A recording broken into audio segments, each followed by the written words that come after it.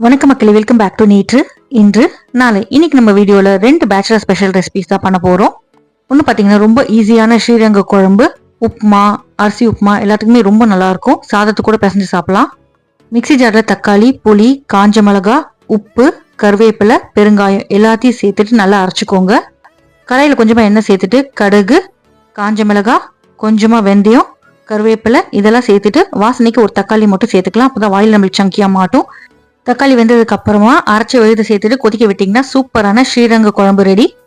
அடுத்ததா ஹெல்த்தியான நாவல் பழ சட்னி பண்ணிடலாமா? பண்றதுக்கு ரொம்ப ஈஸி, உடம்புக்கு ரொம்ப நல்லது. சீசன் டைம்ல கட்டாயமா ட்ரை பண்ணி பாருங்க. நாவல் பழத்தை வாஷ் பண்ணி சாப் பண்ணி எடுத்து வச்சுக்கலாம். கடாயில கொஞ்சமா எண்ணெய் சேர்த்துட்டு கடலைப்பருப்பு, உளுத்தம் பருப்பு இதெல்லாம் பொன்னிறமா மாறுற வரைக்கும் வறுத்துக்கலாம். வறுபட்டதுக்கு அப்புறமா அப்படியே மிக்சி ஜார்ல சேர்த்துட்டு பச்சை மிளகாய், தேங்காய் சேர்த்துக்கோங்க. நாவல் பழம், உப்பு, மிளகு, வெல்லம் சேர்த்து அரைச்சிங்கன்னா சூப்பரான சட்னி ரெடி ஆயிடும். ட்ரை பண்ணி பாருங்க. தேங்க்ஸ் ஃபார் வாட்சிங்.